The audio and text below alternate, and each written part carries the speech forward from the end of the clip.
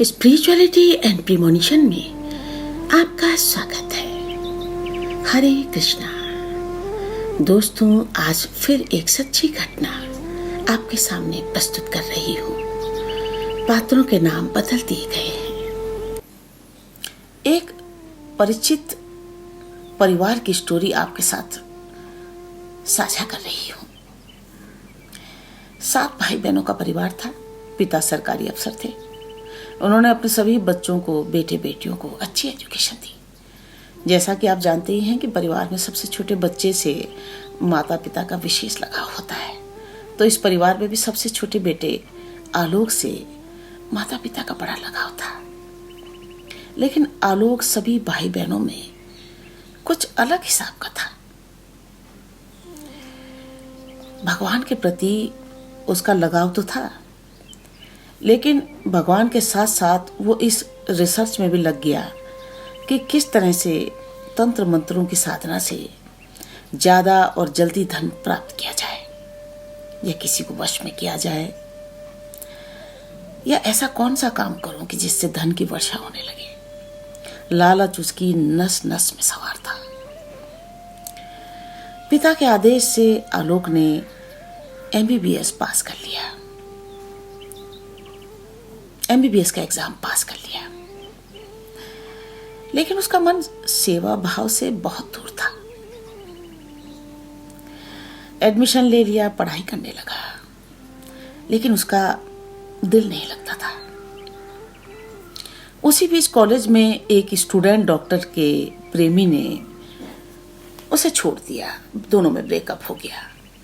लड़की बड़ी भावुक थी, तो अपने आप को कंट्रोल नहीं कर पाई और रोने लगी, जबकि पढ़ाई में वो टॉपर रही। उसका नाम प्रेरणा था। अपने प्रेमी से बिछड़ के वो इतना हिल गई कि ये बात सभी जगह पूरे कॉलेज में फैल गई। अच्छा, आलोक को जब ये खबर पता चली तो बेशक उसको उस लड़की या डॉक्टर प्रेरणा से कोई लगाव नहीं था, लेकिन आलोक ने प्रेरणा के इस घाव में मरहम लगाने का काम किया और कॉलेज में उसने सबके सामने ही प्रेरणा का हाथ थामकर उसे विवाह का वचन दे दिया। और उसके तुरंत बाद वो प्रेरणा के साथ बड़ा घुल मिल के रहने लगा। उसके साथ शारीरिक संबंध स्थापित कर दिए, लेकिन प्रेम नहीं था। एक टूल की तरह उसको इस्तेमाल कर रहा था। माँ बाप का लाडला था, तो किसी से पूछने की जरूरत नहीं पड़ी कि भाई उसको किससे विवाह करना है या उसके साथ किसका अफेयर चल रहा है। आलोक और उसके बड़े भाई की लगभग मिलती जुलती आदतें थी। दोनों ने ही पूरे घर में अनुशासनहीनता का माहौल पैदा कर रखा था। मनमानी करते थे। माँ बाप का कोई डर नहीं रहा। घर में माहौल खराब होते ही छोटी बहन पर भी इसका असर पड़ा और अज्ञानता के कारण 16 वर्ष की उम्र में ही उसने प्रेम विवाह कर डाला। अन्य 2 भाई जो पढ़ाई के लिए बाहर चले गए थे, तो अब घर पर आलोक और उसके बड़े भाई विकास ने बहुत माहौल खराब कर डाला था। समझो घर एक वैश्यालय की तरह इस्तेमाल हो रहा था। इनके विवाह भी हो गए, लेकिन विवाह के बाद भी ये लोग अय्याशी करते रहे। इस बीच आलोक की बहन ने प्रेम विवाह करने की जिद ठान ली थी।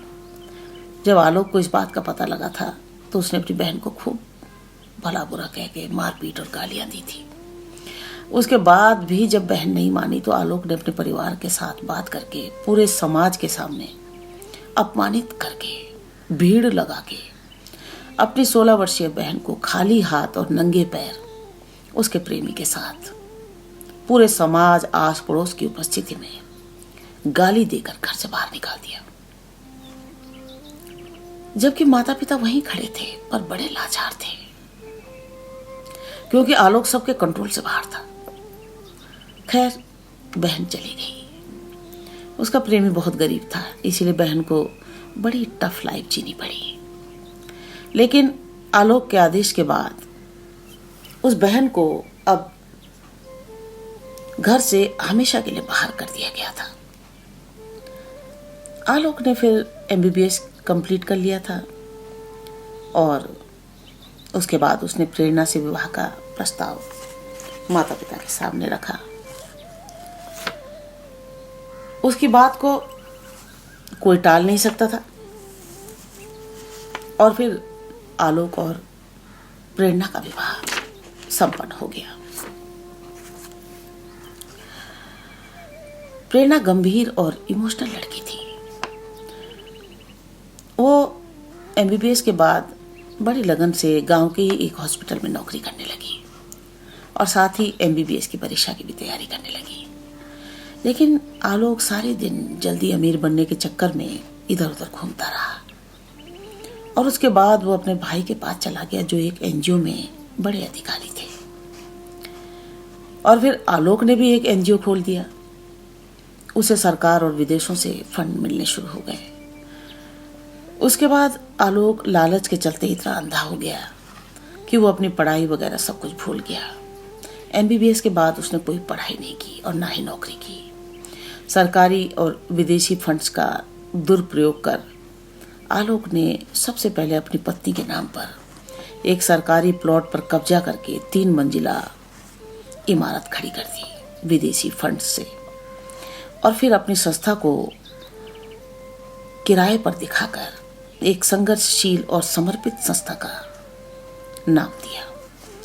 धीरे धीरे लूटमार और छल कपट से बड़े बड़े प्रशासनिक अधिकारी और नेताओं का आलोक की संस्था से परिचय होने लगा। बचपन से ही आपराधिक मानसिकता रखने वाले आलोक की हर योजना के पीछे एक साजिश होती थी। इस बीच उसकी पत्नी प्रेरणा ने 2 बच्चों को जन्म दिया। लेकिन उसका जीवन बड़ा नीरस था, क्योंकि आलोक उसकी बिल्कुल नहीं सुनता था। वो चाहती थी कि आलोक भी MD करे, दोनों पति पत्नी साथ रहें। लेकिन आलोक रुपयों के पीछे इतना पागल था कि किसी की परवाह नहीं करता था। खैर, प्रेरणा ने MD कर लिया, उसे तरक्की मिली, लेकिन दोनों अलग अलग रहते थे। आलोक ने पूर्व नियोजित प्लान के अकॉर्डिंग अपने निवास के साथ ही सरकारी प्लॉट पर अपना NGO चलाना शुरू कर दिया था। इसके पीछे उसका मेन कारण घर की संपत्ति पर भी कब्जा करने की उसकी योजना थी। घर पर बड़ा भाई विकास और उसके बच्चे थे। बड़ा भाई ज़्यादा पढ़ा लिखा नहीं था, लेकिन वो पारिवारिक जिम्मेदारियां निभाते हुए घर में विवाहित बहनों का भी दायित्व भी निभाता था। लेकिन धीरे धीरे आलोक ने उसे भी लालच के जाल में फंसाकर अंधा कर दिया। और फिर एक दिन उसने बड़े भाई से साठ गांठ करके अपने माता पिता की पूरी संपत्ति अपने और अपने बड़े भाई के नाम करने की योजना बनाई। पिता शिक्षित थे, तो उन्हें इसने ये समझाया कि भविष्य में इस प्रॉपर्टी में बहनें भी हिस्सेदारी मांग सकती हैं, इसीलिए आप इस प्रॉपर्टी को हम दोनों भाइयों को बेच दो, हम 50% धनराशि आपके अकाउंट में ट्रांसफर करवा देंगे। और माता पिता भी इसकी बातों में आ गए और उन्होंने सेल डीड बनाकर प्रॉपर्टी इन दोनों भाइयों के नाम कर दी। लेकिन दोनों भाइयों ने कोई भी धनराशि माता पिता के अकाउंट में ट्रांसफर नहीं की। इसके अलावा आलोक के पिता ने वर्षों पूर्व जब वो जॉब करते थे, कुछ जमीन आलोक और बड़े भाई विकास के नाम से ली थी जब ये लोग पढ़ाई कर रहे थे। उस जमीन को एक बड़ी कंपनी ने ले लिया और उसके बाद एक बड़ी धनराशि दोनों भाइयों को मिली। उसमें से भी एक भी रुपया इन लोगों ने माँ बाप को नहीं दिया। इस धक्के लगने के बाद, इस शौक के बाद पिता ने तो बिस्तर पकड़ लिया और कुछ समय बाद उनका देहांत हो गया। पिता के मरने के बाद भी आलोक ने पिता के अंगूठे के निशान उनके मरणोपरांत ले लिए और उसके बाद उनको आगे इस्तेमाल किया। सभी भाई बहन आलोक द्वारा की गई साजिश को समझ रहे थे, लेकिन कोई भी उसका विरोध नहीं करता था। एकदम इतना धन आने के बाद आलोक धन को संभाल नहीं पाया। उसे नशे और अन्य गंदी आदतों ने घेर लिया और फिर कुछ दिन वो प्रॉपर्टी डीलर का काम भी करने लगा। उसके बाद उसने भी एक फ्लैट लिया और एक रखैल रख ली। पत्नी सब कुछ जानती थी, बच्चे भी सब कुछ जानते थे, लेकिन हर व्यक्ति डर और शर्म से कुछ नहीं बोल पाता था। कुछ वर्ष बाद वो रखैल भी एक बड़ी रकम लेकर अलग होने पर राजी हुई और उसके बाद आलोक ने उसका विवाह भी करवाया और समाज को कहा कि वो उसकी मुंह बोली बेटी है। 1 वर्ष बाद आलोक की वो तथाकथित बेटी दोबारा उसे लूटने के लिए उसके पास वापस आ गई और अब उसका पति भी उसके साथ है। दोनों मिलकर इसको लूट रहे हैं, ब्लैकमेल कर रहे हैं।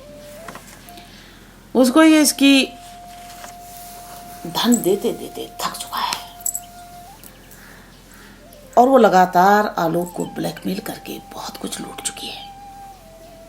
जिंदगी की इस उठापटक में आलोक ने कभी अपनी गलतियों को नहीं माना, बल्कि वो भगवान को ही दोष देता रहा। कभी कहता था किसी ने उसके लिए कुछ कर लिया है, किसी ने उस पर तंत्र मंत्र कर दिए, किसी ने उसे कुछ खिला दिया है। उसने राज्य के नामी तांत्रिकों से संपर्क कर बड़े उल्टे सुल्टे काम किए और धन बर्बाद किया, लेकिन फिर भी उसे शांति नहीं मिली। उसके बाद उसके बच्चे बड़े हो गए। घर के हालात इतने बदतर हो गए कि धन दौलत सब कुछ होने के बाद भी कहीं आलोक की पत्नी तो कहीं बेटी प्यार के लिए भटकने लगी, बदनामियां होने लगी। आलोक के कारण पूरे खानदान को बड़ी शर्मिंदगी से गुजरना पड़ा। घर में बहनों ने आना जाना बंद कर दिया। दोनों भाइयों ने अपने बेटियों के विवाह किए, जिसमें कोई भी अपना रिश्तेदार विवाह में शरीक नहीं हुआ और न ही उनके द्वारा आमंत्रित किया गया। बहनों ने आहत होकर पिता से उनके जीवित रहते ही अपनी नाराजगी जाहिर की थी। तब पिता और मां ने सारी संपत्ति दोनों भाइयों के नाम सेल डीड बनाकर कर दी थी। बहनों ने उस वक्त कोर्ट केस कर डाला था, पैतृक संपत्ति में हिस्सेदारी मांगी थी। 16 वर्ष गुजर गए। आलोक के दुष्ट व्यवहार और लालच ने पूरे परिवार को तहस नहस कर दिया। एक हंसता खेलता परिवार देखते ही देखते उजड़ गया। इस पूरी घटना से ये सीख मिलती है कि जरूरत से ज्यादा चालाकी और लालच इंसान को बर्बाद कर देती है। गरीबों और बीमारों के लिए मिले सरकारी अनुदान के रुपयों का अपने स्वार्थ के लिए प्रयोग करना और उस रुपए से थोड़ा बहुत दवा और भोजन का गरीबों को अनुदान कर आलोक अपने आप को बहुत बड़ा दानी समझने लगा। लेकिन ये उसकी सबसे बड़ी मूर्खता थी। इसके अलावा उसने कभी मछली कभी मुर्गियों के व्यापार करता रहा और अभी भी कर रहा है। उसने रुपए के लालच में हर छोटे से छोटा काम किया। वो भूल गया कि ईश्वर ने उसे डॉक्टर की डिग्री देकर इस दुनिया में सेवा के लिए भेजा था।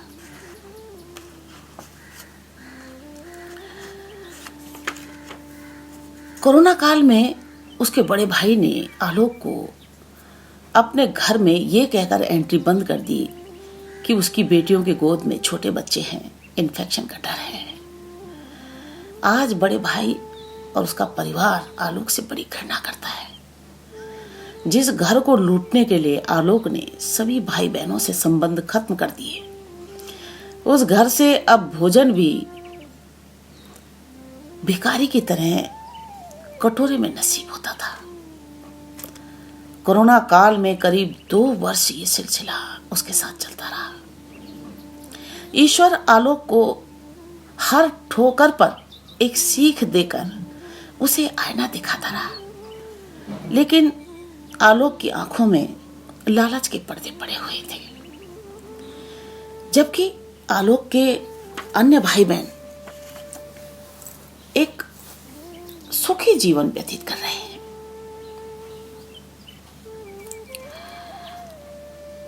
आलोक ने अपनी बेटी और दामाद पर भी लाखों का धन लुटाया, कभी पढ़ाई पर, कभी उनके विवाह पर। लेकिन आज वो बेटी भी अब खुश नहीं है। पत्नी भी समय से पहले ही थक कर बूढ़ी हो गई है। आलोक का बेटा अब आलोक पर पूरी तरह हावी है। आलोक और प्रेरणा दोनों ही बेटे से बहुत डरते हैं। जिस तरह आलोक ने अपने बुजुर्ग माता पिता को दुख दिए, उनके जीते जी उनका सब कुछ छीन लिया। आज आलोक की पूरी कमाई पर उसका बेटा फन फैलाए बैठा है। अब तो बेटी को भी कुछ देने के लिए बेटे से पूछना पड़ता है। आलोक 16 वर्षों में सिर्फ धन के पीछे दौड़ता रहा। इस दौड़ में उसने अपने सभी लोगों को पीछे छोड़ दिया। जिस बड़े भाई के साथ साठ गांठ कर घर की संपत्ति लूटी, वो भाई आज आलोक से बात नहीं करता। इसके अलावा मां के नाम पर भी जो संपत्ति बची थी, वो भी एक एक करके आलोक ने बेच डाली। और बेचने के बाद कुछ धनराशि मां के नाम पर बैंक में फिक्स कर दी, जिसकी मासिक ब्याज की रकम वो अपने खर्चे के लिए इस्तेमाल करती है। साथ ही उसने महान बनकर बहनों को भी मां के द्वारा सूचना भेजी कि तुम कोर्ट केस वापस ले लो और बदले में आपको रुपया दिया जाएगा। 16 वर्षों से घृणा और अपमान झेल रही बहनों ने केस वापस लेने से इनकार कर दिया और अब केस चल रहा है। आलोक अपने दंभ और अहंकार के चलते बिना प्रैक्टिकल के कानून की किताबों का अध्ययन करते अपने आप को बड़ा निपुण अधिवक्ता समझ बैठा। इस मूर्ख ने स्वयं को प्रमाण पत्र दे रखा है कि ये बड़ा महान व्यक्ति है, बड़ा दानी है। विदेशी फंड और सरकारी फंड्स को कैसे दुरुपयोग कर अपनी जेब भरी जाती है, दलालों को कैसे खुश रखा जाता है, इस बात का चैंपियन बन चुका है ये। आज ये हालात हैं कि चारों ओर से घिरा हुआ है आलोक। प्रशासनिक जांच और कोर्ट केसों ने जीना हराम करके रख दिया है आलोक का। वकीलों की बड़ी बड़ी फीसें उसको विचलित कर डालती हैं। बिल्कुल अकेला पड़ चुका है। जीवन भर जिस माँ को बेवकूफ बनाकर अपने आप को माँ भक्त साबित करता रहा, वो माँ भी अब उम्र की इस ढलान में आलोक के हिसाब से अपने दिमाग को नहीं चला पा रही है। पहले वो आलोक की तोता हुआ करती थी, लेकिन अब बड़ी गलतियां कर रही है। कुल मिलाकर आज मानसिक रोगी का जीवन जी रहा है आलोक। समाज का हर व्यक्ति आलोक के बुरे कारनामों से परिचित है। इसीलिए आज एक भी व्यक्ति नहीं बचा जिसके कंधे पर सिर रखकर वो रो सके। हर तरफ से उसके ऊपर बद्दुआओं की वर्षा हो रही है। अच्छा, 6 माह पूर्व ही अचानक मुझे आलोक उसके मुर्गी पालन क्षेत्र में नजर आया था। किसी टेम्पो वाले से तकाजा कर रहा था। सिर के सारे बाल उड़ चुके थे, गिने चुने सफेद बाल, लटका हुआ मुंह, 80 वर्ष का नजर आ रहा था। मैं सोचती रही, इन 16 वर्षों में लालच ने इस व्यक्ति से इसकी हंसी, इसकी खुशी, इसका परिवार सब कुछ छीन लिया। आज अकेला कुत्तों से भी बदतर जीवन जी रहा है। जो उसने लूटा था वो अब वापस देने का वक्त समय आ चुका है। जवानी के जोश में जिस पत्नी को बोला था कि मैं अपना सब कुछ तेरे नाम करके चला जाऊंगा, वो पत्नी आज इसे अपने जीवन का अभिशाप बताती है। वो कहती है उसने किसी जन्म में बहुत बड़ा पाप किया, जो पति के रूप में इस जन्म में ये व्यक्ति इसको मिला। वो इससे बड़ी घृणा करती है। इसकी सच्चाई जानने के बाद अब रिश्तेदार भी इससे कटने लगे हैं। इसकी बेटी का भी यही कहना है कि पापा की हरकतों और बुरे कर्मों के कारण उसका वैवाहिक जीवन भी बर्बाद हो रहा है। इसकी अब उल्टी गिनती बड़े जोरों से शुरू हो चुकी है। मुझे नहीं लगता कि ये परिवार अब कभी एक होगा, क्योंकि आलोक के माता पिता की आलोक के ऊपर पूर्व जन्म की देनदारी थी और इस कुपुत्र ने बड़े बलपूर्वक इस जन्म में वो देनदारी अपने माता पिता से बड़ी बेरहमी से छीन ली। कर्म की गठरी लाद के जग में फिरे इंसान, जैसा करे वैसा भरे, विधि का यही विधान। Thank you.